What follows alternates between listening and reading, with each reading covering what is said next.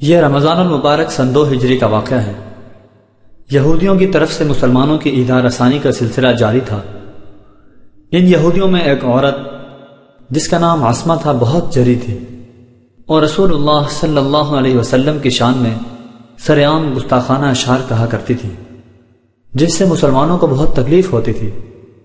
اسی دوران تاریخ اسلام کی پہلی عظیم الشان جنگ غزوہ بدر کا واقعہ پیش آیا۔ اس عظیم الشان فتح کے بعد مسلمانوں کے حوصلے بہت بلند ہو گئے اور دشمنان اسلام حسد کی آگ میں جلنے لگے۔ ابھی رسول اللہ صلی اللہ علیہ وسلم بدر کے مقام سے نہیں لوٹے تھے کہ اس عورت نے پھر رسول اللہ صلی اللہ علیہ وسلم کی شان میں گستاخانہ اشعار کہے۔ اشعار کا سننا تھا کہ صحابہ اکرام میں غیرت و حمیت کی آگ بھڑک اٹھی۔ صحابی رسول صلی اللہ علیہ وسلم حضرت عمیر بن عدی نے پکا ارادہ کیا کہ اس عورت کو ضرور سبق سکھاؤں گا۔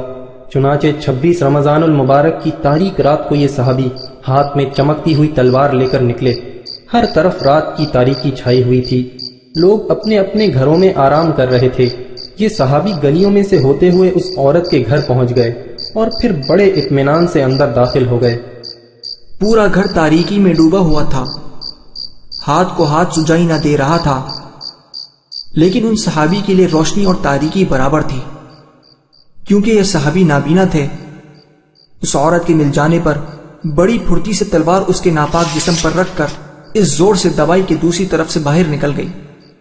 اس کامیاب گوریلا کاروائی کے بعد بڑی تیزی کے ساتھ حضرت عمیر واپس پلٹے اور رحمت للعالمین صلی اللہ علیہ وسلم کی خدمت میں حاضر ہو کر ساری کاروائی کا حال بیان کیا تو رسول اللہ صلی اللہ علیہ وسلم بے حد مسرور ہوئے اور فرمایا: اذا احببتم ان تنظروا الى رجل نصر اللہ ورسولہ بالغیب فانظروا الى عمیر بن عدی، یعنی اگر ایسے شخص کو دیکھنا چاہتے ہو جس نے اللہ اور اس کے رسول کی غائبانہ مدد کی تو عمیر بن عدی کو دیکھ لو۔ اس کے بعد شوال کے مہینے میں غزوہ قرقرۃ القدر کا واقعہ پیش آیا اور شوال ہی میں رسول اللہ صلی اللہ علیہ وسلم نے حضرت سالم بن عمیر رضی اللہ تعالی عنہ کو ابو عفق کے قتل کے لیے روانہ فرمایا۔ ابو عفق مذہباً یہودی تھا، 120 سال کی عمر کا بوڑھا تھا، لیکن اس کے باوجود رسول اللہ صلی اللہ علیہ وسلم کی شان میں گستاخانہ اشعار کہا کرتا تھا اور لوگوں کو مسلمانوں کی دشمنی پر ابھارتا تھا۔ چنانچہ ایک دن رسول اللہ صلی اللہ علیہ وسلم نے صحابہ کرام سے فرمایا: من لی بہذا الخبیث، یعنی کون ہے جو میرے لیے محض میری عزت کے لیے اس خبیث کا کام تمام کرے۔ یہ سننا تھا کہ حضرت سالم بن عمیر کھڑے ہوئے اور اجازت چاہی۔ اجازت ملنے کے بعد ہاتھ میں تلوار لے کر روانہ ہوئے۔ گرمی کی رات تھی، ابو عفق اپنے گھر میں گہری نیند سو رہا تھا۔ حضرت سالم رضی اللہ عنہ دبے پاؤں گھر میں داخل ہوئے اور تیزی سے ابو عفق کے کمرے تک پہنچے، اور جب دیکھا کہ ابو عفق غفلت کی نیند سو رہا ہے تو تلوار اس کے جگر پر رکھی اور اس زور سے دبائی کے بستر تک پہنچ گئی۔ ابو عفق نے ایک زوردار چیخ ماری تو لوگ دوڑے ہوئے مدد کو آئے، لیکن اس کا کام تمام ہو چکا تھا۔ غزوہ بدر کی عظیم الشان فتح اور ان 2 یہودیوں کے قتل کی خبر مدینہ میں گھر گھر پہنچ چکی تھی۔ یہ خبریں ایک یہودی سردار کعب بن اشرف کے لیے بڑی ناگواری کا باعث بنی۔ غم و غصے کے ملے جلے جذبات میں آ کر کہنے لگا کہ جب غزوہ بدر میں اتنے بڑے بڑے مکہ کے سردار مارے گئے تو اب زندہ رہنے سے مر جانا ہی بہتر ہے۔ اس کے بعد یہ شخص مشرکین مکہ سے بدر میں قتل ہونے والوں کی تعزیت کے لیے مکہ پہنچا اور ان مقتولین کی یاد میں مرثیے لکھے، جن کو پڑھ کر وہ خود بھی روتا اور دوسروں کو بھی رلاتا تھا اور لوگوں کو مسلمانوں سے بدلہ لینے پر ابھارتا۔ جب اس کی شرارتیں اور سازشیں حد سے بڑھ گئیں تو اب اس کا علاج بہت ضروری ہو چکا تھا۔ چنانچہ رسول اللہ صلی اللہ علیہ وسلم نے صحابہ کرام سے فرمایا کہ کعب بن اشرف کے قتل کے لیے کون تیار ہے؟ یہ سنتے ہی محمد بن مسلمہ رضی اللہ تعالی عنہ کھڑے ہوئے اور اجازت چاہی۔ اجازت ملنے کے بعد حضرت محمد بن مسلمہ رضی اللہ تعالی عنہ نے اپنے ساتھیوں کو جمع کیا اور اس گوریلا کاروائی کی منصوبہ بندی کرنے لگے۔ کعب بن اشرف تک پہنچنا کوئی آسان کام نہ تھا، کیونکہ وہ مدینہ میں ایک مضبوط قلعے کے اندر رہتا تھا اور اس قلعے کی حفاظت پر مسلح افراد بھی موجود رہتے تھے۔ چنانچہ محمد بن مسلمہ نے کافی غور و فکر کے بعد اپنے ساتھیوں کی مدد سے ایک منصوبہ بنا لیا اور پھر اپنے ساتھیوں سمیت روانہ ہوئے۔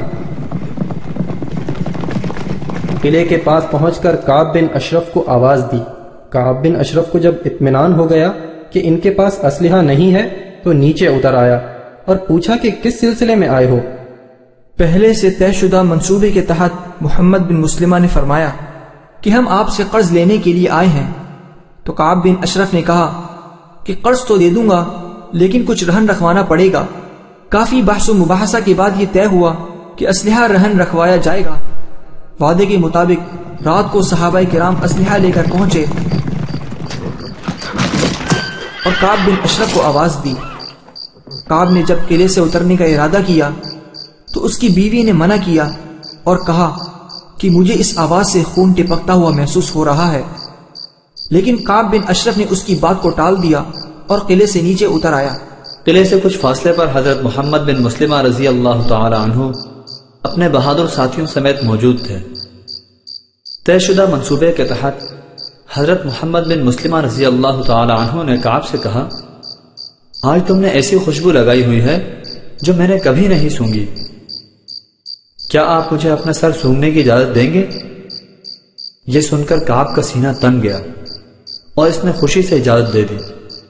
محمد بن مسلمہ رضی اللہ تعالی عنہ اٹھے اور سر کو سونگھنے کے بہانے بالوں کو مضبوطی سے پکڑ لیا اور جیسے ہی ساتھیوں کو اشارہ کیا انہوں نے فوراً تلوار کے وار سے سر قلم کر دیا اور فوراً وہاں سے بھاگ نکلے۔ رات کے آخر حصے میں رسول اللہ صلی اللہ علیہ وسلم کے پاس پہنچ کر اطلاع دی تو رسول اللہ صلی اللہ علیہ وسلم نے کامیاب کارروائی پر مبارکباد دی اور اللہ رب العزت کا شکر ادا کیا۔ قبیلہ خزرج کے لوگوں کو جب یہ خبر پہنچی کہ قبیلہ اوس کے لوگ یعنی محمد بن مسلمہ اور ان کے ساتھیوں نے حضور صلی اللہ علیہ وسلم کے ایک دشمن کو قتل کر کے ایک اعزاز حاصل کیا ہے تو انہوں نے سوچا کہ کیوں نہ ہم بھی رسول اللہ صلی اللہ علیہ وسلم کے دوسرے دشمن یعنی ابو رافع کو قتل کر کے فلاح اور کامیابی حاصل کریں۔ چنانچہ آپ صلی اللہ علیہ وسلم کی خدمت میں حاضر ہو کر اجازت چاہی۔ آپ صلی اللہ علیہ وسلم نے اجازت دے دی اور 6 آدمیوں کی ایک جماعت ترتیب دے کر حضرت عبداللہ بن عتیق کو ان پر امیر بنا دیا اور نصیحت فرمائی کہ کسی بچے اور عورت کو قتل نہ کریں۔ یہ 6 صحابہ یعنی عبداللہ بن عتیق، مسعود بن سنان، عبداللہ بن انیس، ابو قتادہ، حارث بن ربعی اور خزاعی بن اسود غروب آفتاب کے وقت خیبر پہنچے۔ یہیں ابو رافع کا قلعہ تھا۔ قلعے کے لوگ اپنے جانوروں کو چراگاہ سے واپس لا رہے تھے تو عبداللہ بن عتیق اپنے ساتھیوں کو ایک جگہ پر بٹھا کر خود قلعے میں داخل ہونے کی کوشش کرنے لگے۔ چنانچہ قضاء حاجت کے بہانے قلعے کے دروازے کے قریب بیٹھ گئے۔ دربان نے جب دیکھا تو سمجھا کہ اپنا ہی کوئی آدمی ہے، لہٰذا ان کو آواز دے کر اندر بلا لیا۔ عبداللہ بن عتیق رضی اللہ تعالی عنہ اندر داخل ہو کر گدھوں کے استبل میں چھپ گئے۔ رات کو قصہ گوئی کے بعد جب سب لوگ اپنے اپنے کمروں میں سو گئے تو انہوں نے چپکے سے چابیاں اٹھائیں اور دروازے کھولتے ہوئے بالا خانہ جہاں اللہ اور اس کے رسول صلی اللہ علیہ وسلم کا یہ دشمن سوتا تھا وہاں پہنچ گئے۔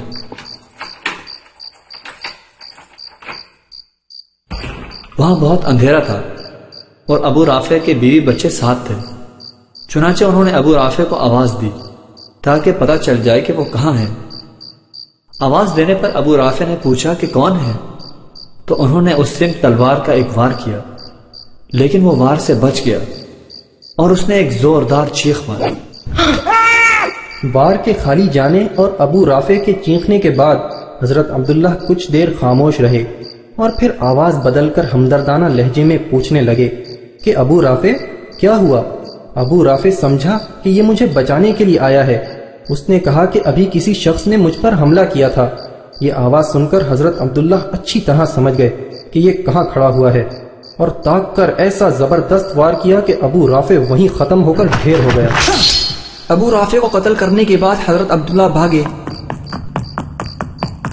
اور دروازہ کھولتے ہوئے سیڑھیوں تک جا پہنچے۔